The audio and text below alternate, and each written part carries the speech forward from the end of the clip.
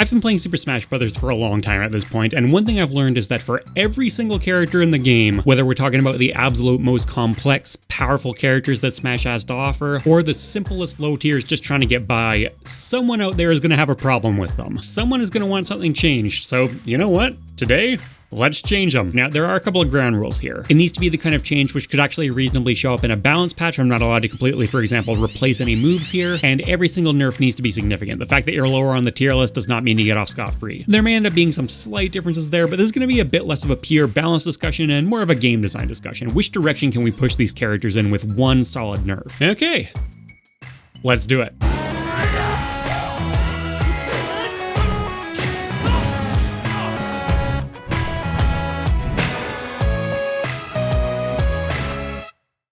My comments keep telling me I'm starting to look scruffy. I should probably do something about that. Alright, we're making moves, but if only I could do more. That's right, this video is sponsored by Manscaped, the premium global brand for everything men's grooming and hygiene. Take a look at this lawnmower Manscaped sent over. Just look at that high quality ceramic blade. It's waterproof, it's got wireless charging and travel lock so you can easily take it wherever you want to go. And it trims everything.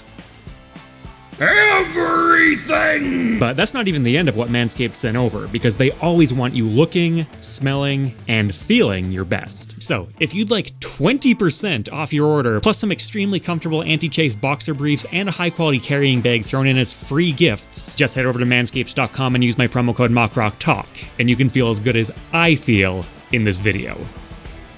I mean, not this video exactly, because this adds the last thing I'm filming, so everything's kind of out of sequence, but next video for sure.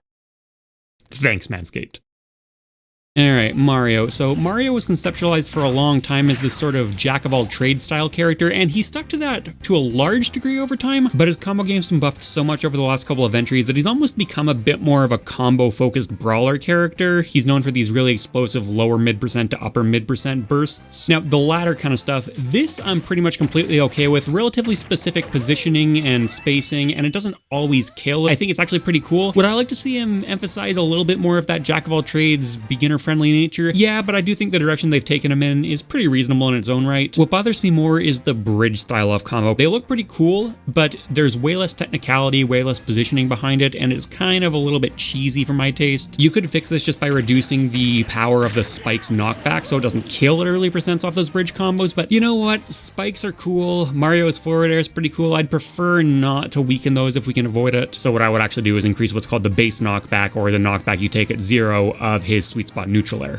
This thing, because that would mean this kind of stuff would carry your opponent further away from you, so it would be harder to keep the combo going. And then I would also change the knockback growth, or how the knockback scales up as your opponent takes more damage, so that it didn't become a significantly better kill move. Honestly, just the base knockback change would still be enough. That would still be a significant nerf overall, but this is a nerf video. This is not a trade-off video. Now, for DK, I would completely remove down tilt's chance of randomly tripping an opponent. I hate all moves that can randomly make your opponent trip. I think that's a stupid mechanic, but DK is probably the most egregious example to me. Connecting one down tilt on your opponent at an early percent can just completely dictate the match, depending on whether or not you get the trip. I think that's pretty unhealthy. I say remove all of these random trips, and if you did it with DK, he'd still even be in a really good spot, because he would still have a very long-ranged, quick, relatively safe disjointed poke, and it even still nets you combos. So we're removing something stupid from the game, and I think DK would survive better than most. Link is not the most faithful character in the Legend of Zelda series, but you know, he's got a decent amount of stuff on there. It's cool that he's got his core arsenal. It's cool that they gave him the bomb from Breath of the Wild. It's kind of an update thing. Anyone who's played a decent amount of Ultimate, though, knows that this is such a huge part of Link's kit, such an over-centralizing part of Link's kit, and it also has basically nothing whatsoever to do with Link, the Legend of Zelda character. It's obviously a very good and important move in Link's kit, but even as someone who's played a lot of Link in the Smash series, I'd still honestly like to see it just replaced entirely at some point. Still okay with its power, still okay with its safety, still okay with being able to kill an edge guard with it, but one thing that I really don't like about it is its hitbox. It's way too big, it's disjointed for no discernible or intuitive reason, and this is a common issue that Smash has, but this one in particular is infamous, and it doesn't really suit the way that Link's playstyle should work in my opinion, so I'd shrink that down by a fair amount. I'm gonna try and avoid just tweaking hitboxes too much in this video, because, you know, it's supposed to be more just for fun and character direction kind of stuff. For the case of Link in particular, though, I think this actually has a pretty major impact on his character direction. For Samus, the charge shot has always been a good move in her kit, but in Ultimate in particular, it's just become way too over-centralizing. It kills, it combos, it plays neutral for you with very little risk. It just does way too much, and people really don't tend to be big fans of it. And on top of that, it's not even really that faithful to how the move works in Metroid. Yes, the charge shot is a canonical ability, but it's not leaned on to anywhere near the same degree and doesn't even really function that similarly. It's kind of a tricky one to nerf though, because the utility stuff, B reverses, combos,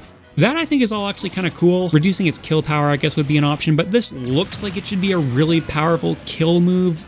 Taking that away would just feel unintuitive and weird. Giving it more legs so it's riskier to throw it in the neutral would be an option. I think that's actually a pretty solid option, except that that cuts into the combo game too. You can definitely make a case for reducing the combo game. It's a huge part of the move's power, and it's not really how it works in Metroid at all. I personally tend to kind of like utility projectiles though. I think what I'm going to have to say is just substantially increase the charge time. That's making it even a bit less canonically faithful to Metroid, but it does address the move both in neutral because it's going to be less safe, and in combo potential because it's going to have less hit stun more often, and in kill power because you need to wait longer to get to full charge. So it does a lot. Depending on how much you increased it, you could either make Samus have to fight a little bit more and use stuff like her missiles a little bit more, which is the ideal direction in my opinion, or it could just incentivize her to run away even more and charge the move up, which is bad both in Smash and as a Metroid rep. So risky one, and I think this is definitely one of the ones that hurts most on the list and one of the trickier ones to address, but I think it needs to be something with a charge shot, and that's what I've come up with. For Dark Samus, charge shot does pretty much the exact same thing, but I'm pretty much always going to advocate for more differences on the clone characters. So in her or its case, I'm going to say screw attack. Dark Samus never uses this. It's weird that it's here at all, and it wouldn't be here if there was more time to work on it. So what I would say is increase its startup time. Disincentivizes using the screw attack more, and it also just makes the design healthier in my opinion, because as I've talked about on my main channel, I really don't like the fact that so many projectile zoning characters have great get off me tools. And at frame 4 with invincibility, this one is definitely in that camp, and because of how insane Samus's zoning became an ultimate, that started to become more and more of a problem. I know a lot of people aren't exactly in love with Yoshi's design in the modern Smash games, but doing stuff like reducing its airspeed or getting rid of the armor on its double jump, things that would generally make the character less annoying in my eyes, I don't think you can just do one of them. I think if you're going to rework Yoshi, you need to do a bigger rework than that. So one that I think is a little bit more of just a consistency, quality of life sort of deal.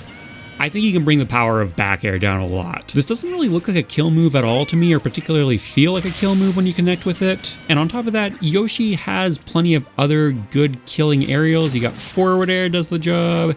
You got sweet spot in air does the job. Down air kills off the top and does ridiculous damage. So I think Yoshi's air game would still be perfectly fine, and back air even has other utility. It wouldn't really fundamentally change his playstyle that much, but I think from a consistency, gameplay clarity sake, it would be a good change. Kirby certainly isn't a character who needs nerfs, but I think one that would be healthy for him would be to change the way inhale pop-outs work so the opponent doesn't just come out directly beside Kirby like that. I think Kirby's side's okay to have in the game. If you catch your opponent off guard, it can drag them to the depths of hell with you. Good, that was on them for screwing up, but turning it into these kinds of scramble situations where you can still get a win off a footstool or something like that, that's pretty dumb. It doesn't really feel like you're in that the same way. In the case of Fox, I'm actually going to revert back to an earlier game here.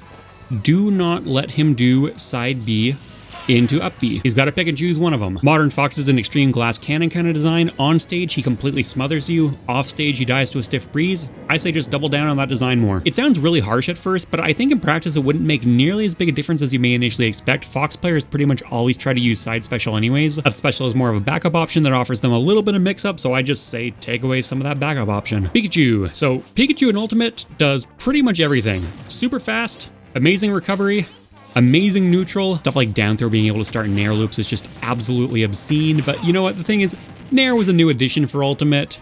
Okay, let him have his fun. It's kind of stupid, but it's sort of a stupid that is in line with the way I think Pikachu should be allowed to work. I think there should be some pretty significant trade-offs to these strengths, though one of which is stubby range, and the other of which is kill power. Pikachu's one of, if not the best edge-guarding characters in the game. He's got fantastic off-stage options and can pretty much always make it back. But on stage, I think he should struggle to kill, and the fact that dash attack is an almost completely free, long-ranged kill move, the safety on it is just ridiculous. It's one of the safest dash attacks in the game, which does not match the animation whatsoever. I feel like that safety can be toned down a fair amount. And if you want to say that Pikachu should just have one relatively simple kill option to go alongside all of the other finicky setup stuff, he has a killing up throw, the best kind of kill throw. I'm not convinced that one makes a ton of sense either, but at the very least it is playing into his stubby grab range and the animation feels more appropriate. Luigi, this thing here, This is one of the single stupidest moves in the game. It goes way too far, it's way too safe, it's got bonus functionality, and Luigi gets so much off of it. It completely over-centralizes Luigi around being a grappler, which I've never really thought makes a lot of sense. I completely understand that. But I think if you nerf it directly, Luigi just completely falls apart as a character. He needs way more substantial of a rework than that. One thing that I do think is completely okay to get rid of, though, is the 0 to death setup. I know it doesn't work for a huge percent range, but right now, the safest way to fight Luigi is literally to just run to a platform and let him hit you a couple times. That's so dumb. And the key player in most of the 0 to death stuff is the down air, so I would just say completely change down air, get rid of a lot of its base knockback so it essentially doesn't send you down at all until later percents. Yeah, that would look a little bit goofy with this kind of thing not sending your opponent anywhere, but you know what? It's Luigi. I actually think that would fit onto his kit okay. Luigi's a wacky character, you can make it a wacky move. Hell, add a squeaky toy hammer sound effect to the start of the move if the devs want to get meta with it.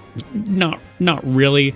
I said that it has to be something you could actually reasonably expect to show up in a patch for the most part. That never would, but I think you get the idea. Ness. So this yo-yo charge thing here, this is stupid. I'm not talking about the shield break setup stuff. If your matchup knowledge is good enough, you can actually always get out of that. You just need to be able to roll out at the right time. I'm talking about the fact that it's got the persistent hitbox and the fact that it dips below ledge. Those two in combination are not healthy together. I think the best change to make would probably be for both down smash and up smash, which is, you know, touching two moves, which is kind of against the rules, but it's the exact same mechanic, so I think it's okay. This kind of thing, sure, keep it the same, but if it enters that below ledge animation, then its power goes down significantly. And the thing is, even without that, Ness would still have some of the best, most non-committal edge guarding in the entire game. So this kind of thing I think is completely fine to nerf to the point where it's an interesting Easter egg that has some practical application, but you cannot kill your opponent off that, and they should still get another chance to make it back. I'm pretty happy with Captain Falcon's overall design in Ultimate, but one thing that can definitely be changed, yeah, the hitbox on this makes no sense. It's completely unintuitive, completely unnecessary. I'm not saying it necessarily makes Captain Falcon inherently unfair as a character by any means, but what is this doing here? It's fine to keep the power. It's got a lot of wind-up time, and Captain Falcon's allowed to have powerful moves. Yeah. That's all good. It looks pretty strong too. Just please, Smash series, stop giving the brawler characters these colossal, disjointed hitboxes that you just need to completely guess about. Jigglypuff's kind of a hard one because most of her ground moves are either decent or outright not very good, which is kind of how they should be, and most of what she can do in the air is very good, which, again, I think that should be the case. I think if you gotta nerf something on her though, making her ground stuff further weaker makes more sense to me. So jab, very few characters in Ultimate get jab combos. It's a little bit weird that Jigglypuff is one of them, so that'd be a candidate, but I like jab combos, and this one is already very slow and extremely short range, so I think it's okay to leave as is. So I gotta go with another disjoint change and remove the invincibility on her dash attack. I like Jigglypuff's dash attack, but very few characters have that kind of option for catching landings and stuff like that, and it is weird that she's one of them, like with jab, but unlike jab, it's not really that interesting. For Daisy, reduce her airspeed, and for Peach, reduce her ground speed to separate them from each other a little bit more and move them a bit more towards their respective domains. Now, in a perfect world, I would completely remove Daisy's float, but that has massive implications. You would need to entirely rework her, and I think just reducing its duration or something like that compared to Peach would not do anywhere near enough. Yeah, you do come out here for extended edge guards and stuff like that, but a lot of the time what you're just doing is these kind of like float cancel things. So I think that wouldn't have nearly enough impact. Azur's a heavy, he's obviously supposed to be a high damage character. The damage output of Fire Breath at close range kind of sticks out on his kit though. The move already does a lot, right? He can throw it out as a great neutral control tool. A lot of the time, even if it's shielded, he'll get away with it. It's great for setting up 2 frames at the ledge. I think bringing its power level down so that your opponent isn't taking 30 plus every single time it lands at close range would not be too egregious, and it would definitely make the move feel more fair. For the Ice Climbers, I wouldn't really want to hit anything that would change their elaborate combo setups too much. That's what makes the Ice Climbers the Ice Climbers. I could go with Squall Hammer. It's a bit too safe for how much they get off, and it's not their most interesting move by any means, but they do kind of need it, and I think it's cool to have some very simple incentives to keep them together in neutral. I think the Blizzard stuff is some of the most obnoxious they can do though. I wouldn't want to completely kill the desync Blizzard combos or the walls in neutral. I think those are interesting and it's kind of a core part of the character in Ultimate, but I would significantly reduce the damage that Blizzard does to shield because I think that's kind of degenerate and stupid. It just chews through it way too fast and locks you into it too much. Sheik is almost an unedge guard startable character, and a huge part of that is the invincibility she gets on Vanish, I'd get rid of it. If I remember right, that was actually a thing in an early build of Ultimate. But yeah, this thing here, where if you do it from above a ledge especially, where you can't even be two-framed anymore, that's just not really working for me. Edgeguarding is a huge part of what makes platform fighters so interesting, and having a character that just kind of says no to all that, I don't know. And the thing is, her recovery still wouldn't even really be bad because of all the mix-ups she could do with bouncing fish. And she's got a way to cover herself here, and she's got a stall, and she's got B-reverse stuff with the needles, and she's got a wall jump, and she's got a wall cling. Obviously, her recovery would be a lot worse, but she'd still have tons of options, and I'd much rather have her have to use those options. Going with a bit of a drastic option for Zelda, so the Phantom, I would remove its scooping hitbox that goes below the ledge here. The animation does largely look like it should hit below ledge, but you can kind of interpret it as looking like it should whiff too. I don't think that's the end of the world. The bigger reason I say it's drastic is just because it's a pretty harsh change, but you know, Zelda can actually still pressure the ledge reasonably well without it. You've got Din's Fire, you got stuff like down air. There are definitely still tools. I think the Phantom below ledge hitbox is just giving you a little bit too much something for nothing. I know it's a huge part of Zelda's game plan, which I don't really have a problem with, but I think having to make her work at least a little bit to get the opponent off the ledge is probably a good thing. Dr. Mario is kind of tricky for me because not only does he have a very clearly defined direction for him, you know, he's the more powerful but slower Mario, less combo focused, less nimble, worse recovery, but he's also pretty bad on top of that. And I think that fundamentally, while his moveset may be weaker than I'd like it to be, I think it works pretty decently in its own right. But we gotta make a change of some kind. I could maybe reduce the knockback on the tornado, but the fact that it hits that hard I think is actually kind of cool. Speaks to his direction well. The tornado also has armor on it, which I think ties well into his sort of pseudo-heavyweight design. And if we're treating him as a pseudo-heavyweight, I would probably reduce the speed of his grab a little bit to match that direction. It's a pretty harsh nerf on a character that frankly doesn't really need it, but his grab right now is tied for the fastest in the game at frame 6, which Mario also has. So I think knocking its speed down by just 1 frame, which is actually a pretty substantial difference when it comes to grabs, conceptually I think it would work pretty well. I'm gonna do a similar thing as I did with Mario's neutral air, except I'm choosing the sour spot. So Pichu has substantially more knockback at 0, but less knockback growth. So what that does is it means that it's a worse combo tool at earlier percents, but then it's also a worse edge guarding tool later on. Because it's like, look, you've got a lot of really good moves, including some other absolutely fantastic edge guarding options, but if you want to use them, you gotta put your money where your mouth is with that self-damage mechanic on the electrical moves. The fact that a non-electrical move is one of the best moves on your kit, and in my opinion personally, I think it looks a little bit on the ugly side, and is not especially interesting functionally, yeah, reduce the incentive there. For Falco, I am not making him choose between side special and up special like I did with Fox. Falco prefers the air. That's clearly part of his design. Look at his jumps. If people have a complaint with Falco, it's mostly about the long, uninteractive combos, and yeah, fair enough. And you can also say that up tilt is over-centralizing, and again, fair enough, but both of those things are kind of what Falco is in Ultimate. I think if you get rid of a huge chunk of either of those, he completely deteriorates. I think we can make a reasonable change to both of them, though, through up air. So we're going with that same base knockback and knockback growth change again, where I would reduce its knockback scaling so it doesn't kill as easily, but I would also increase its base knockback so it's not nearly as good for combos. It wouldn't get rid of combos, and it wouldn't necessarily get rid of killing off the top, but it would bring them both down a little bit more. 2 birds with 1 stone. So this here,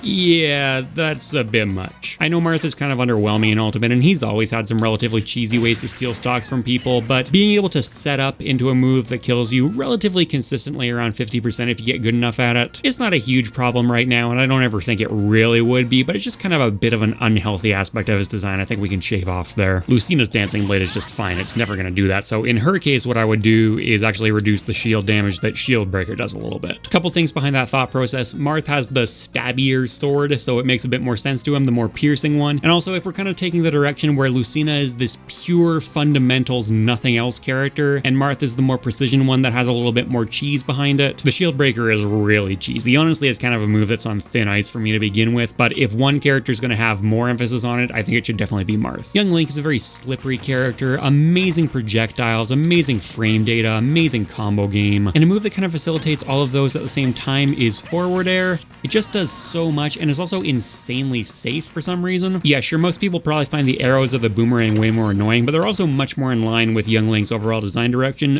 Forward air seems like a little bit of an outlier for me. I think the thing I would change wouldn't be its utility, it would just be the kill power. Let him keep the combos, let him keep the safety. That's very Young Linky stuff, but I think if you want to go for more like non-committal combos, you've got down air for that. And if you want to go for more sweeping area coverage kind of combos, you should have to lean into it a little bit more with up B. That would be fair. For Ganondorf, neutral air is clearly the over-centralizing move in his kit, but it's insane how much he needs this and how he would be absolutely nothing without it. You could make the argument that forward smash shouldn't be nearly this strong, but it's kind of a defining move for Ganondorf, and I think it's risky enough that it's not that outrageous. I'd say make his grab a frame or two slower. It's already one of the slowest standard grabs in the game. He barely has throw combos. It's pitifully small. The devs are clearly saying this is not the grappler heavyweight, so just go all the way with it. For Mewtwo, I like the changes they made to disable in Ultimate, particularly the range change. I think that makes it way more viable than it used to be. I love the utility of being able to get follow-ups on platforms out of tech chases and stuff like that. That's great. That's a really interesting aspect of Mewtwo. I think landing a random disable on your opponent and being able to kill them at like 60% though,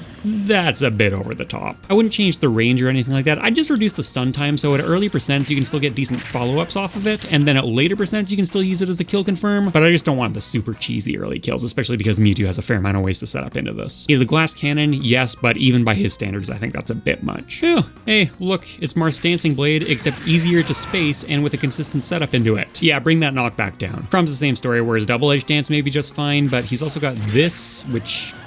yeah. His jab would be an easy candidate. This is heads and tails one of the best jabs in the game, but it's also cool. Most characters don't have stuff like this. I would opt for the forward smash instead and bring its knockback down a bit. It feels a bit disproportionate to the animation, and that would reduce some of his cheesiest stuff. For Mr. Game & Watch, this right here, his fire, this is one of the single most frustrating moves in the entire game. I'm okay with it being good.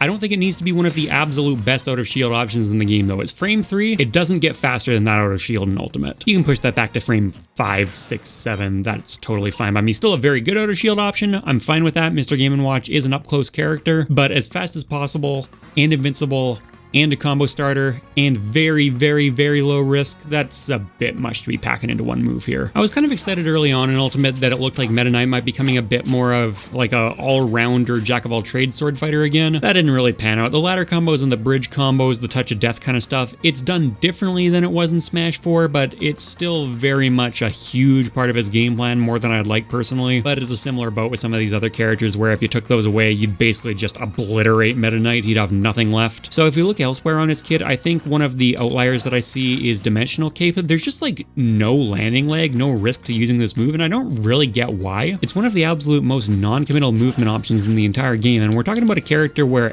every single one of his special moves already gets him back to stage, and we're talking about a character who already has a bunch of different jumps, and it's just kind of a weird choice for him. So I'd probably add a bit of ending lag onto that. It doesn't need like a massive amount, but it would definitely make it stick out like less of a sore thumb.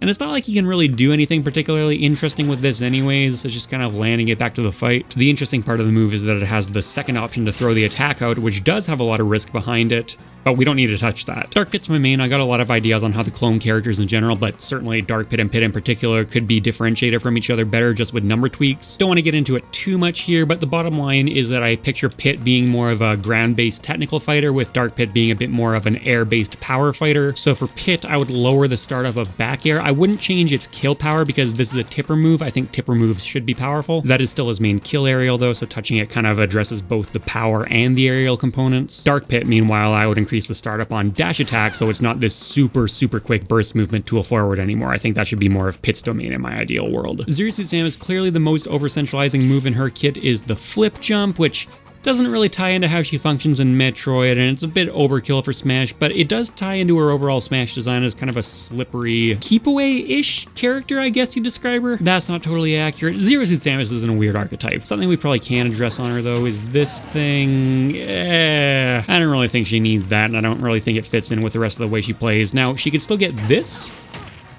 Like, that's still fine. That's cool. I like the idea of the flip kick being used in combos, but I would say reduce the kill power of the spike to the point where it's no longer valid to connect and kill at those percentages. It's never used for anything, honest. I really don't like advocating for stuff like getting rid of spikes, but this is a pretty specific case. Wario as a character is too centered around Waft for my liking. I think that's probably how a lot of people are going to feel about him. It does make him a very entertaining character to watch, but in terms of actual balance, I think it's too much. I wouldn't necessarily want to see Waft entirely disappear from his kit, and I think in his current iteration he absolutely needs it, but we could at least mitigate some of the damage by increasing the knockback growth on neutral air. I'm still okay with it being a combo tool, but you wouldn't be able to get those long chains of neutral airs across the stage anymore and kill your opponent from basically any percent, which is where Waft is at its most obnoxious in my eyes. For Snake, you know it's gotta be Nikita. This is the absolute just most ridiculous edge guarding tool in the entire game. Nothing else even comes close. You could alter its maneuverability. In Brawl, it was nowhere near this maneuverable, and it was actually considered to be not an especially good move. There was basically only one Snake player out there who was known for making good use of it then. I'd be fine with that change. A change I think I'd like more, though, is something that gives the move a bit more counterplay. Right now, if you hit it, it's disabled for 1 second, but that still often leaves Snake enough time to get it back up and go for another pass. I'd like to see that disable time increased. Ike's dash attack was buffed over the course of Ultimate, and it was buffed to the point of, frankly, feeling like a patched move.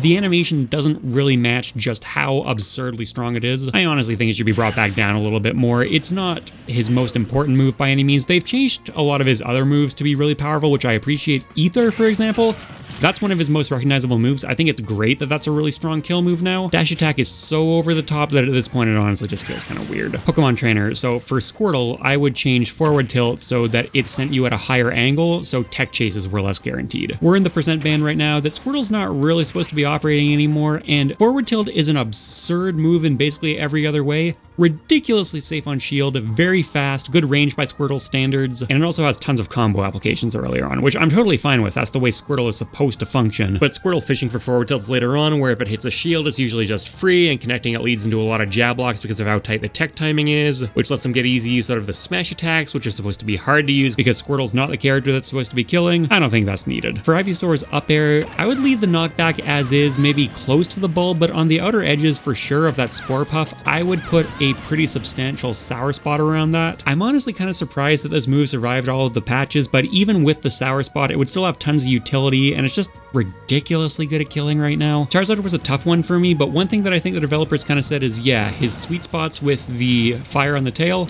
those are really powerful. His limbs, those are really powerful. But one thing that's not especially powerful, the wings. His up smash still isn't insanely powerful, but it feels disproportionately powerful for the animation and particularly how quick it is. So what I would do is I would just play into it being the less powerful smash attack more and bring its knockback down. It's still quick, it still works very well as an out of shield option, but it would just have more of that kind of out of shield anti-air utility rather than being a great kill move, which would add a bit of cohesion to his kit. For the most part, I would say Diddy is a relatively honest, straightforward character. You know, he's got good moves, he's got good combos, but none of them are completely insanely over the top. Except for Banana Peel. The concept behind Banana Peel is so fundamentally ridiculously powerful that it's been changed significantly in every game, and in every game Diddy has been Banana Peel the character. So what do we do here? Do we nerf it further, maybe change it so that the Banana Peel takes way longer to pull, so you need to get your opponent further away from you? It's an option. I don't know if that really fundamentally changes all that much though. I think Diddy over time has kind of become defined as a very strong neutral character who doesn't kill until a reasonable percent, so that's much more the balancing factor behind him. So I think what I would do is play a little bit more into that, and while it may seem a little bit weird, I'd reduce the knockback on his forward smash. I know it's not the world's most powerful forward smash, but as is, Banana into forward smash is one of the few ways that Diddy can get safe early kills, and taking that away from him would go more into the typical kind of kill range, which is pretty reasonable, right? His up smash is kind of his go-to, and it's not insanely strong. Lucas has a very, very good spacing game. The Snake is ridiculously safe on shield, and if it connects, it leads into absolutely crazy stuff. He's got that forward air, he's got that ridiculously safe forward tilt, so his mid-range game is already very solid. I think PK Fire is a bit of an unnecessary addition to that. It's not the most obnoxious move in the game, but it is probably the most annoying move on his kit. You know, it's got some decent weaknesses to it. The timing that you can use it with is relatively strict, because if you try and use it too close to the ground, it just peters out, but it's not really used for anything especially creative. The change I would probably make to it is just increasing the end leg of the move, or more specifically, I guess, the landing leg of the move. So if you wanted to do more edge guarding kind of stuff with it, that seems okay to me, but if you want to do this kind of stuff on shield, I think that should be very unsafe, more than it is right now. Look, Sonic has one of the absolute worst designs in the game, and a big part of the reason for that are his side special and his down special. Ideally, I'd like to completely rework him. That's not how this video goes, and you can't really say, well, let's nerf just one without nerfing the other. They function too differently for me to package them together, and it just kind of seems somewhat pointless to do that with one of them. So while those are clearly huge problems, we'll put them aside for the moment. One thing that stands out a lot on his kit though is forward smash. What is that? How on earth did that connect? It's not a very good reference to Sonic in his home series. It doesn't match anything about the rest of his game plan whatsoever. The size of that can be brought down a lot. Of every character in the game, I think DDD might have actually been the one I struggled with the most. Coming up with an appropriate nerf for him was really hard. What I'm going with is removing the lower hitbox from his jet hammer, the one that hits below ledge here. Largely because of Gordo's, DDD already has some of the best ledge pressure in the entire game, so I think taking some of that ledge pressure duty away from jet hammer still leaves it with a role to play because it does have armor on release and the hitbox is big and very powerful and you can move with it. For Olimar, a couple changes I thought of. Some of his offensive moves definitely stick out to me. But one thing that I think would actually make a pretty big difference that I think lines up with his playstyle better, I'd increase the Pikmin pluck time. Olimar has to play a resource management game, but his opponent doesn't really get to it. Feels like killing Pikmin doesn't do nearly enough. Yeah, you can deny your opponent like a purple and kill situations or something like that, but actually getting a full rotation of 3, really not difficult. I feel like not having a suite of 3 Pikmin right now is basically just a non-factor, and you almost never see Olimar players have to lean on their non-Pikmin moves for any length of time. I think a bit of desperate scrapping here and there until you can create some space for yourself to get more Pikmin back would be a cool dynamic. Honestly, would probably take a bit more reworking. I'd like to see that non-Pikmin stuff brought up in power if we were going to do that, but it's a start. Lucaria is a very extreme design, very polarizing design. To a large extent, there's no getting around that without completely reworking him. However, one thing that I think is too extreme is this right here, his forward smash. Yeah, I know his kit's kind of incomplete, he kind of needs it, but I still think reducing that incentive would be a healthier design for him. It doesn't need to be made super weak. It looks like a strong move, and it should be a strong move, but it doesn't need to be killing at 30. For Rob, I'm gonna say that the knockback on the rotor arm here, that can come down at least a decent amount. I'm happy that after 3 games, it's finally a decent functional move, but I'd actually say it's a bit too functional right now. The kind of edge guard power it gives you for how big the hitbox is and how low the risk is because of the nature of Rob's recovery, it's just too much. And then what I'd say are even the more egregious issues are the 0 to death combos with the gyro. I'm happy that Rob has those kinds of gyro setups. I just don't think they should be allowed to kill that easily. Now, with Rob very close between the gyro and this thing here, his notorious down tilt, absurdly safe, tons of utility, but at the very least some of that utility lets you do some pretty cool stuff with it. Reducing the rotor knockback doesn't really take away cool stuff, it just lets your opponent survive afterwards more often. Toon Link is by far the most evasive and I would say one-dimensional of the links. He's very, very fast. He's got the best combo bomb. Bomb into forward air is blatantly meant to be what this character does, so he does not get a close quarters out of shield option this good. Yeah, I'd increase the startup time on that. It doesn't need to be horrible. It's frame 6 right now, which is insanely competitive. Maybe place it more around the Young Link range, around frame 9. That's fine. I don't think a character like Toon Link should have this. Wolf's another character that I really struggled to come up with something for because I love his design in Ultimate. I think he basically doesn't need anything changed, but I gotta pick something. I could do something to, say, the Wolf Flash combos. Those are pretty cheesy, but the thing is, it's a kind of cheese that doesn't work at extremely early percents and requires a lot of matchup knowledge and a lot of precision, and they're honestly pretty cool. I don't really want to do anything to those, but that did sort of lead me into the theme of Wolf being overall a pretty high precision character. You know, his sour spot back air doesn't really do all that much, but his sweet spot back air absolutely dumpsters people, and that's one of his stable kill moves. It's the same thing with down smash, for example, another tipper move. That one doesn't kill because it's not the tipper, and with the tipper, again, he explodes. A lot of his kill confirms are very precise. There's a lot of this kind of stuff going on, and a lot of his stuff that doesn't really have those same kind of precision requirements either has a wind up to it, or it doesn't start working until relatively high percents. You know, his forward tilt, his up tilt, his back throw, all things which are kill moves and don't have those same kind of precision aspects to them. It takes them a little while to get going. One move that kind of breaks that theme for me though is up smash. So this one comes out reasonably quick. It's not the world's best out of shield option, but it's still a pretty solid one. And it doesn't have any kind of precision aspect at all. And it kills reasonably early. And Wolf isn't a character who really otherwise has very good out of shield options, which is a very noticeable design difference between him, Fox, and Falco, so I think increasing the startup of up smash a little bit would be reasonable. It even has some other use beyond that. Look at how low he goes with the down smash here. He pancakes like hell, and he can actually avoid a lot of attacks with that. So it's not like the move becomes useless by any means. I'm going back to kind of a similar zoner principle with Villager. His neutral air is frame 3, which makes it an incredible auto shield option. I don't think it needs to be frame 3. Increase the startup on that. Everything else is fine about it. I like the combo potential. I like the fact that it lingers for a long time, so it's a pretty good edge guarding move. That's all totally in line. It just doesn't need to be this good at relieving close range pressure. Going with another aerial startup for Mega Man, but not neutral air this time. I think that's actually Look, it's annoying, the pellets are annoying, but they're a very core aspect of how Mega Man plays, and on top of that, it's also multiple moves, so I would need to change all of them, which I'm not able to do. Not even sure I would. Down air, though. This is already a relatively slow startup on an aerial, but the amount of reward you get off it for essentially no risk whatsoever, look at how far that travels. It's just kind of insane. It covers your landings more or less for free, it edge guards more or less for free, increasing either the startup of the move so it took more foresight to use, or the ending leg of the move so it took more risk to use. I think increasing the startup is a little bit more interesting to me because it tests the player's skill with timing and spacing more. Wii Fit Trainer is another design that I just fundamentally don't really like that much. One of the most obnoxious aspects by far, though, is this thing here, deep breathing. That's pretty much just what the character is at this point. And it's not like deep breathing alone make Wii Fit Trainer top tier or anything like that, but it does make the damage output just really over the top. I think even for a limited use mechanic, it's a bit too much, and the fact that they need to rely on it so much is a major flaw in the character's overall design. I do acknowledge that they really need it though. I can't just rework it, so what I would say is this quick deep breathing here you get for your first one, remove that and make it so that you always get this slower one from your second attempt onwards. Starting off stocks with a deep breathing essentially for free doesn't strike me as particularly incredible design. There should be some element of strategy involved in getting this, considering how much it does. For Rosalina, I would add some ending leg onto the gravitational pull. So I think it's okay that she's set up to have inherently good matchups against projectile-based characters. I feel like there should be at least the slightest tinge of risk to using this move though, which right now there just really isn't. The field goes out and then basically as soon as it's gone, she can put her shield up. By its nature, this is already an incredibly polarizing move. I think you can make it a bit less polarizing. For Little Mac, I'm going with what's probably a bit of a controversial one.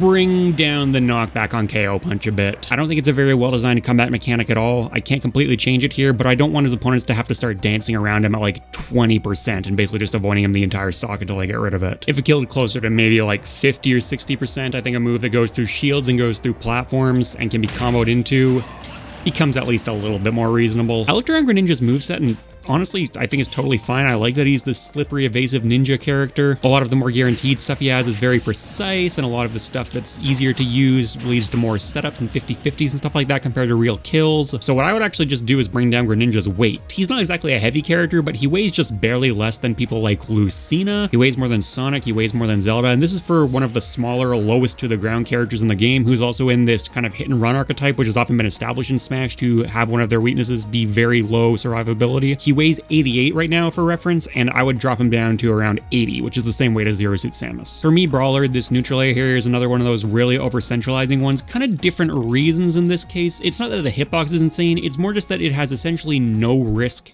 ever to use as one of the safest moves on shield in the entire game. Yes, it's a brawler character, so you can make an argument in its favor, but it's just not a very interesting move to see spammed constantly, and taking a hit on it will affect me, Brawler, no matter what moveset they're using. So I would say maybe just add a little bit of a negative shield stun multiplier, so there's the tiniest bit of risk to using this thing. I wouldn't necessarily say I'd want to see its landing leg increased or see its damage output reduced, because I like the combo potential it has. I think that's totally fitting. I'd just like it to not be totally free. I'd say a similar thing for me, Gunner, for very different reasons, though. I think it's totally okay to have this as a move to intercept them in the air, for example, which is something that the character otherwise wouldn't really have access to. Forward air is really slow, back air is an option, but you gotta turn around for that, and down air, forget about it, and then up air is not really meant for that either. If Mii Gunner wants to be pressuring shields though, she has projectiles that let her do that. Generally, I'm in favor of giving zoners more scrapping tools, but this is supposed to be the archetypical zoner to end all zoners kind of deal. This neutral air isn't the absolute safest move on shield, but it is still relatively safe most of the time, and I would get rid of a bit of that. To me, Sword Fighter, so out of the Miis, this is the one I've played most by far, and I like doing the down throw combos with Mii Sword Fighter. They feel really good and are fairly important to the character. It's really weird to give them to me Sword Fighter of all characters though, considering a lot of Sword Fighters are defined by not having particularly good throw combos, and I've criticized Mii Sword Fighter for not feeling like a particularly pure Sword Fighter compared to Brawler or Gunner for a while now, which is still a weird choice, so we can start moving him a little bit more in that direction by getting rid of some of this stuff. Don't take it away completely, I'm fine with keeping it at earlier percents, but stuff like the down throw up air kill confirms on bad DI, that's weird that you can still connect that. For Palutena, you know we gotta do another neutral air here. The fact that this just chains together for so free for so long. She's supposed to be a beginner-friendly character. Okay, reasonable, but I would still increase the knockback on neutral air. Not so that it was useless as a combo tool, but the fact that you can get neutral air into neutral air into neutral air is too much. If you've got a frame 5 disjointed rising neutral air that could still lead into forward air or back air or up air at earlier percents, that's still a really good move. It's just that landing a single one of those at 0 doesn't frequently lead to like 50 plus damage. That's just too much reward. Pac-Man, oh hey look, it's another zoner with a frame 3 neutral air, and not only that, a zoner who also has a bunch of other absolutely incredible close range tools, so increase the startup on that. Robin's another keep away character with the frame data of a sword fighter, so not really an issue there. This is much slower, so like frame 6 for a powered up temporary sword. Yeah, that's fine. What I would decrease though is his grab speed. The animation just doesn't really look like it should be that fast, and it's not really in archetype for him to be as fast as he is. Frame 7 grab and pretty reasonable range on that, and frame 7 is only 1 frame slower than as fast as grabs get. I think that can go to 8 pretty comfortably. And he's got a command grab on top of that, so he'll still be just fine. And he's a zoner and he's a sword fighter, and I think both those archetypes are archetypes that should have worse grabs. For Shulk, I'm dropping a bomb on this character. I don't care. The whole switching Monado arts and hit stun thing, that probably shouldn't exist. I know it's not an exploit, but it feels like an exploit. It makes this character just miserable to fight a lot of the time. I don't think it's particularly interesting or clever. If you're about to die, you switch to shield. If you're about to be comboed, you make yourself lightweight. Yes, that is a devastating change to Shulk, which would severely drop him down, and I don't think that's totally warranted with his current power level. But from a pure, healthy character design perspective, I think it just makes way too much sense. For Bowser Jr., when he abandons ship and swings the hammer, that's like the most powerful tool in his kit. If he was that powerful by himself the entire time, why is he spending his time in the clown cart? I think it's fine for the cart itself to be powerful. It's a giant thing exploding, fair enough, but the hammer, we can bring the power of that down. I don't think it's overpowered by any means. I don't even think it would make a massive change to the way Bowser Jr. plays, but it's one of these changes that just purely from a gameplay logic perspective really works for me. For Duck Hunt, Trick Shot comes out on frame 1, which makes it kind of an insane combo breaker. That's pretty stupid. Honestly, I don't love that idea, but at the same time, Duck Hunt doesn't really have anything else in disadvantage whatsoever, and it's not totally free. Duck Hunt does take damage as well, and obviously that's far superior to continuing to have the opponent combo them, but it is something. So what I would say instead is increase the startup time of the Gunman. This is something I was considering saying for Zelda's Phantom as well, but Duck Hunt has the ability to weave a web of projectiles that don't use the Gunman. It's kind of a supplementary projectile, and you know, Duck Hunt is kind of a big brain projectile character, and the Gunman not so much. It's one of the more brain dead options, so making you have to think a bit more about how you add it into your neutral, that works. What's Ryu's most iconic move? Some people may say Hadouken, some people may say Shoryuken, but I'd argue it's gotta be one of those with the other close behind. In Ultimate though, he spends an awful lot of time killing with this thing, the Tatsumaki. I like to see the Shoryuken come out more. Now, I get why he's designed like this. In Smash 4, I would argue that the Shoryuken was used too much. Ryu is basically Shoryuken the character, but in Ultimate, I'd say I don't see it nearly enough. Let's get some more of that in there. You see the Tatsumaki used so often because it's still pretty powerful, and tipper down tilt is just so much safer and more reliable to go for than stuff like his up tilt. But if you bring the kill power of the Tatsumaki down so it doesn't kill until higher percents, that's more incentive for Ryu players to continue to go for the Shoryuken. And then for Ken, I like the fact that they've continuously differentiated these characters in Smash to match more how they work in Street Fighter, where Ryu is the more neutral focused character and Ken's the flashy close quarters combo character. Let's emphasize that a little bit more by making Ken's Hadouken even weaker. Right now it's only 1 frame slower than Ryu's. Make it even slower. I think Cloud's in a pretty reasonable spot overall in Ultimate. One change I might suggest is Climb Hazard. On the ground, you can probably increase the startup of that a couple frames. Cloud's back air is one of the absolute best defensive and offensive spacing tools in the entire game. It's like -3 on shield, great range, combos, and kills if it connects. Basically impossible to punish, very little incentive not to spam it as much as you possibly can. And then he's also got pivot forward tilt, pivot cross slash, neutral air is safe, forward air is safe. He's really fast and gets even faster with limit. He's got an invincible down tilt of all things to avoid people coming down on top of him, as if his up tilt and up smash weren't both very good anti-airs in their own right. So Cloud has a fantastic defensive spacing game. If his opponent manages to break that spacing, I think having a really good outer shield option like this is a bit overkill. Corrin's back air actually kind of puts him in a similar camp. This is one of those god tier, just sort of do everything for you moves. It plays neutral for you, it spaces for you, it kills. Apart from being a combo starter, it basically does everything you could ever ask an aerial to do. So that's definitely on the table. I think something kind of degenerate that needs to be fixed though is the forward smash chainsaw setup on shield stuff. Yes, a lot of the time it's technically avoidable if your shield's healthy and you're in the right position and you know about shield SDI and all that kind of stuff, but it's still sometimes just completely true, and I think connecting with a move on a shield shouldn't just automatically lead to a broken shield like that. I still think it's perfectly fine to combo into the forward smash itself, especially because it's not connecting into the sweet spot, but I would reduce the shield stun multipliers that you can get out. That's a change that brings the forward smash's power down a lot, and it makes the chainsaw, which, you know, is kind of cool. I do like that it's there. Functionally, just not that good. It's got some utility at the ledge and stuff like that, but But the forward smash itself, the way it's more supposed to be used, is still good. It's still a pretty good move. So having that extra functionality is a bit more of an Easter egg, extra bonus sort of deal instead of a potentially really degenerate move. I think that's okay. Speaking of degenerate moves, Bayonetta's Bat Within. It makes her air dodge frame 1 for no real reason. Personally, I think it's fine to leave on her witch time specifically. Everything else I like to see it removed. I can't actually do that, but I can say push it up on her air dodge a frame or 2 so that it's maybe a bit of a faster air dodge than usual, but it's not a literal frame 1, which basically no other character in the game has access to. Inkling Spot Roller may not be anywhere near as powerful as people found it in the early days of Smash, but it's still a very annoying move. I think these berry mechanics in general are just extremely frustrating to get hit by. They don't feel very interactive, mashing is not a fun mechanic, so I'd reduce the berry time pretty significantly so that at the very least it's not going to kill until later percents. Doesn't improve the design of the move that much, but at least you feel like you got a fighting chance against it until later on. Yeah, Ridley's another character where I had possibly the hardest time coming up with an answer for him. Ridley's design is so weird and I don't really like it. I wanted to say maybe do something with Space Pirate Rush so that if there's the mash mechanic it's more consistent, actually make the mashing more lenient. But Space Pirate Rush is one of the very few moves of his that I actually really genuinely like. What I think I'm going to go with is for Plasma Breath here. When he's charging it, there's a boss weak spot. Missile comes out and starts charging up here and bam, look at that, so much damage. That's actually a pretty cool inclusion. It can be pretty counterintuitive though. Look at this, 999%. Charge up.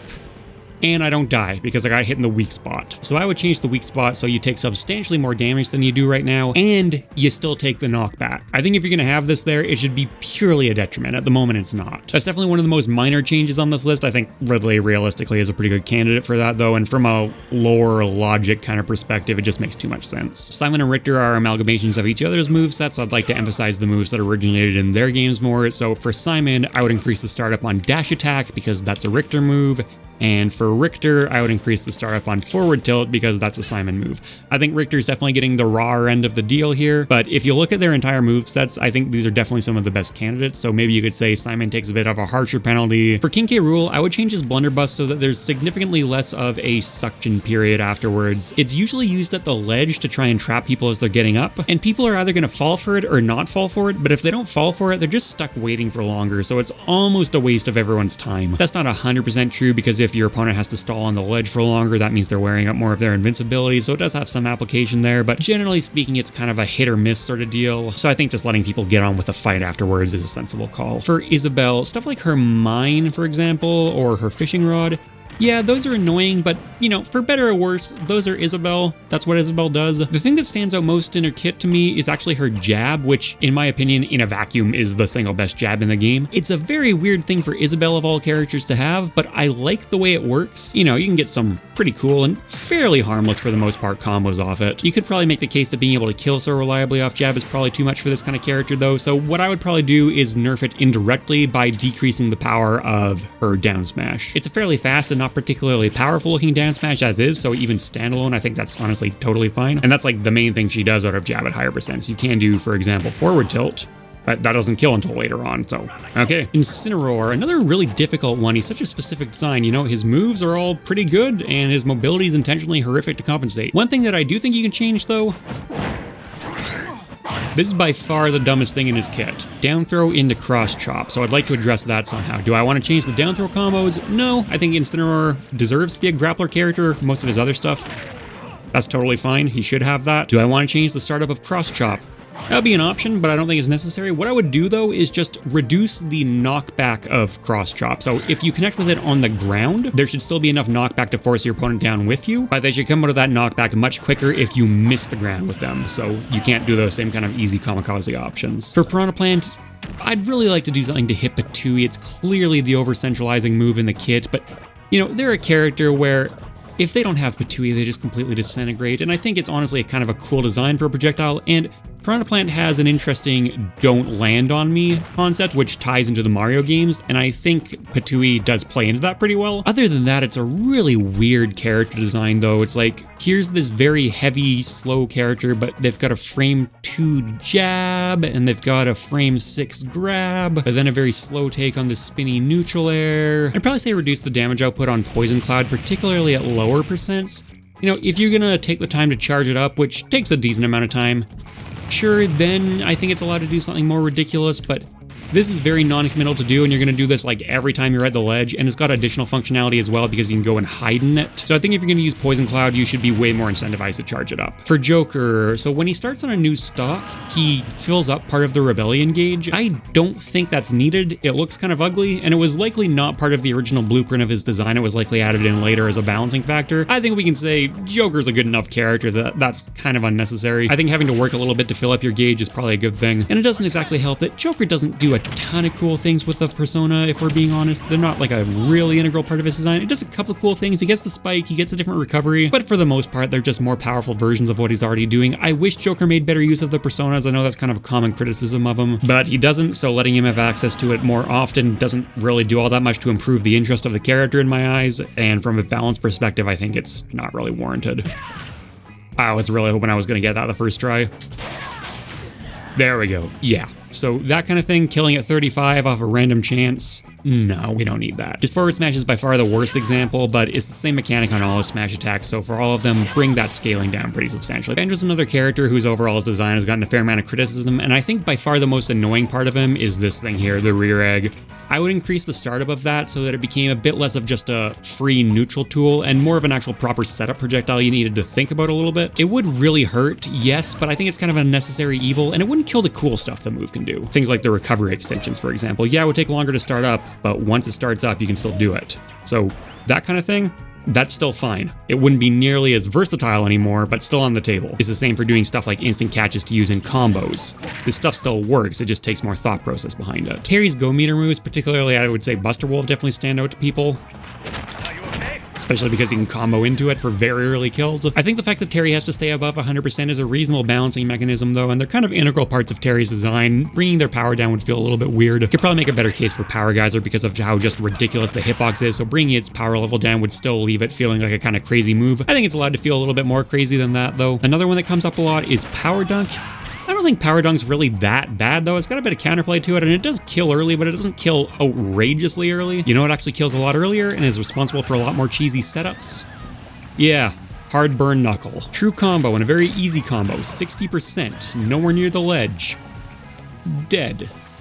That's a lot. So yeah, I'm not saying you need to make Burn Knuckle like a weak move. This kind of stuff is fine, particularly for a character who doesn't have kill throws, but it's a bit overtuned at the moment, I'd say. You know, I'm pretty happy with Pila's overall design in Ultimate. Neutral Air is obviously a very good move, but pretty slow to start up for this style of move, and a lot of its safety on shield comes more from the way you choose to mix up on shield rather than just having genuinely great frame data. Pretty slow character for a sword fighter, but makes up for that by having extra range and kill power compared to most of the sword fighters. The tipper mechanic on the lance makes sense. I like a lot of what they're doing with the really slow but powerful axe stuff. Got a bit of bread and butter throw stuff, but not too much, kind of how you'd expect for a sword fighter to work. Except, as it turns out, down throw back air is a real thing, and on a lot of characters it just kills insanely early. Now, I don't know how true my execution's gonna be. It's a pretty tight combo and I don't really play Byleth anymore. I haven't practiced this, but just for perspective here,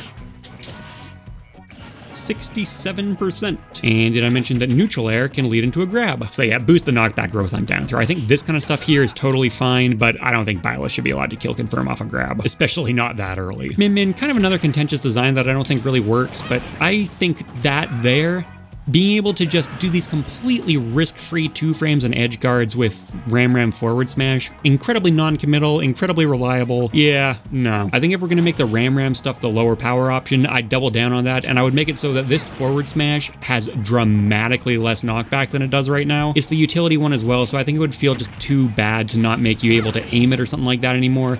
But I would say that your opponent should, until much higher percentages, be able to get another chance at coming back to stage if it connects, because it's just too easy. Okay, Steve. Opening a real can of worms here. You could do something to the blocks, plenty of options there. They definitely enable a lot of really toxic combos without a huge execution barrier behind them, and being able to place them as singles in the air like that isn't really how it works in Minecraft, but at the same time, the blocks are a huge part of what makes Steve distinct as a character, and they can be used for a lot of cool applications as well. You could do something to reduce the power of the diamond tools, because these are some of the most just ridiculous moves in the entire game. The knockback, the safety, the damage output, all just nuts. But the diamonds are also the ultimate payoff for your mining, which again is a very distinctive element of what makes Steve Steve. So I think that would definitely be on the table, but not the #1 candidate for me. I think a better candidate in my eyes is this thing here, the minecart. Is it a thing in Minecraft? Yes, but it's not really that defining or essential, whereas it's a cornerstone of his Kid and Smash. It's a burst movement option, it's a combo tool, it's a command grab, it's a kill kill move at higher percents. It just does way too much for all the other strengths Steve has. It makes his disadvantage really obnoxious too. I think Steve has way too many options apart from blocks in disadvantage, and I think minecart is by far the biggest contributor to that being a problem. It's technically reactable, but it's right on the edge, and I think the risk reward is still just so heavily in Steve's favor. It's balanced by the fact that you need to use up an iron every time. Now, don't get me wrong, that is a legitimate weakness, but I don't think it's significant enough of a weakness. You could fix this by making iron more difficult to mine, but I think the mining mechanic is nowhere near the biggest problem on Steve's kit. So what I would do is I would significantly increase the startup time of the base minecart here. That would help with the disadvantage issue. That would make it way more reactable. It would mean you would maybe need to set up behind blocks more to use it. A lot more thought process than there is right now. You don't even really think about throwing minecart out the vast majority of the time. The fact that it uses an iron, this is the main reason you want iron, so even that's not really that big of a detractor. The gold minecarts though, the ones you actually need to get by mining gold from the ground, sure, keep those as is. They're faster, they're your main payoff for getting gold. There's way more of a resource constraint built into those, but the base minecart just does way too much for how free it is. We need to tone something down on it. Sephiroth has a lot of individually very good moves, and I think it's kind of hard to mess with them too much without kind of ruining the feel of the character. In terms of concept and aesthetic, I really like Sephiroth's moveset. I think it actually flows together among the best in the entire game for me. Shadow Flare is definitely on the table for me. I thought about saying decrease the range of the non-charged version while keeping the charged version the same, but it's a utility projectile that actually takes a fair amount of skill to take full advantage of. One thing I think you can bring down though is the damage and kill power of Scintilla a little bit, because they made it pretty over the top. Intentionally so. You're supposed to be incentivized to use Scintilla. When they make the counters weaker, nobody uses them. But the secondary hitbox already gives it a lot of use that most counters don't have. So from a competitive perspective, I still think you're incentivized to use it. And from a more casual perspective, the fact that it just looks and feels so distinctive compared to the other counters helps too. So I don't think it needs to be like an absolutely insanely powerful counter. Pyra's Danner is probably your most notorious move. There is a little bit of this that's not a spike, but the spike hitbox on it compared to the vast majority of this style of Danner is just absurd, and the hitbox is so big and it goes so far below the stage that it is really easy to line up a 2-frame. I think it's honestly kind of cool to have some moves like this in the game, but they compensate for it like with a lot of Pyra's moves by making it slow. I think we can make it slower though. The animation honestly looks like it should be on the slow side. It can keep the combos, it can keep the offstage stuff, but let's make it take a bit more skill to actually use. That would especially make a difference when you try and line it up off stage. And as for Mithra here, Foresight is just Bat Within, except even worse in my eyes because you're actively incentivized to use it. You get way more of a reward. Yeah, they did make her standard air dodges and spot dodges and rolls worse to compensate, but I just don't think that's enough compared to the things that Foresight can do for you. I'd like to get rid of it. I can't do that like with Bat Within, but I would say push up from like frame 2, I think it is right now, to at least frame 3, so it's more in line with a standard dodge. Better reduce the total active frames on it as well, because right now it is really easy to trigger, and the consequences for triggering it are so significant. It's not even like it scales with the commitment from your opponent, right? I can Foresight a jab. Oh, sucks to suck. How dare you throw a jab at me? So not only can I compare it unfavorably with Bat Within, but this is also a major issue that old Witch Time had because of how strong it was. It's just...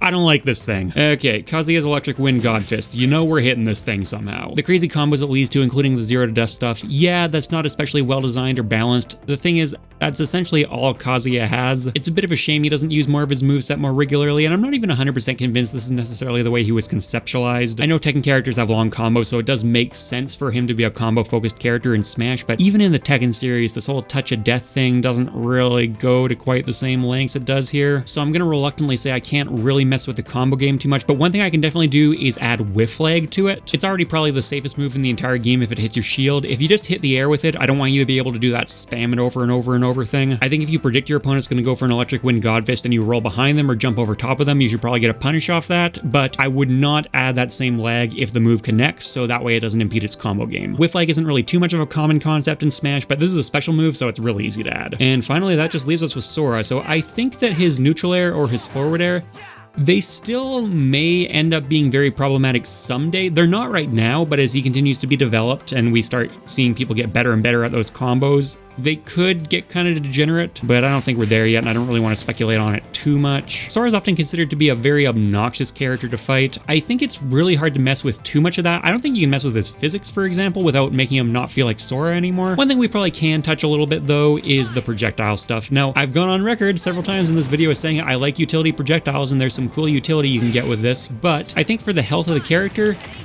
keeping the utility, but maybe increasing the startup of all three of those, Firaga, Thundaga, Blizzaga. Similar logic to other projectiles on the list. You need to think about when to use them more, and there's more inherent risk to using them, but the fact that you can get combos off Firaga, for example, that's cool. I'd like that kind of stuff to stay, but just incentivizes using them a bit less often. And yeah, I think that should more or less do it here. This has been nerfing every single character in Smash Ultimate.